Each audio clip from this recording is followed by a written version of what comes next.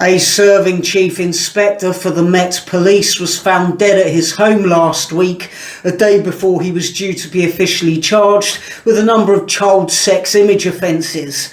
Two further retired Met officers have been linked to the death of that chief inspector as part of a suspected paedophile ring. This comes just days after Metropolitan Police firearms officer David Carrick was dismissed at a misconduct hearing after admitting to being a serial rapist of women over 2 decades. It also comes just a year and a half after Met firearms officer Wayne Cousins was sent to prison for abducting, raping and murdering Sarah Everard. The Metropolitan Police Force is clearly absolutely rotten to the core. And who bears responsibility for that? Whose job is it to keep a check on standards of policing in London? Straightforwardly, that responsibility lies with the Mayor. The Mayor of London, Sadiq Khan, is directly responsible for standards of policing in the capital. The buck stops with him.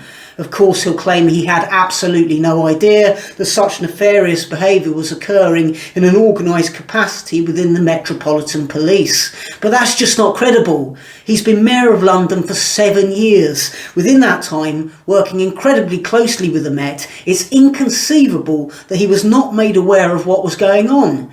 It's just not credible that no one from within the Metropolitan Police has come to him as a whistleblower to expose these vile individuals. He knew about it, but he didn't act upon whatever information was presented to him. Uncharacteristically, Sadiq Khan has been very quiet this week. Usually he takes every opportunity and every platform to parade his woke credentials as loudly and proudly as possible, whether it be about LGBTQ rights, carbon emissions, or fighting the intangible spectre of racism that apparently haunts every aspect of our lives. But not this week. This week he's kept his mouth shut. By not fulfilling his responsibilities towards maintaining policing standards, he's failed to address a lax vetting system within the Metropolitan Police that has allowed paedophiles and rapists to rise up within the organisation to positions of public trust and authority, which they have then horrendously abused.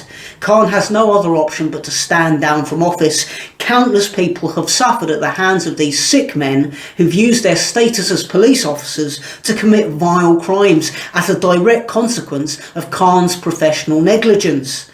And it's not as if he can point to other achievements in an attempt to save his job. Since he's been mayor, we've seen London in decline. It's a city almost impossible to drive in because of speed restrictions and punitive congestion and parking fees.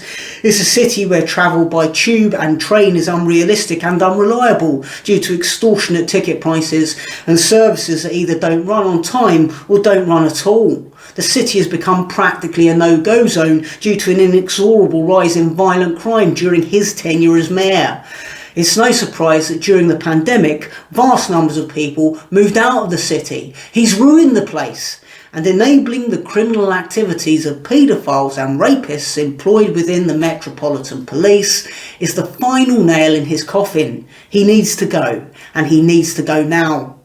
Please do like and subscribe and support my content by following the links below this video.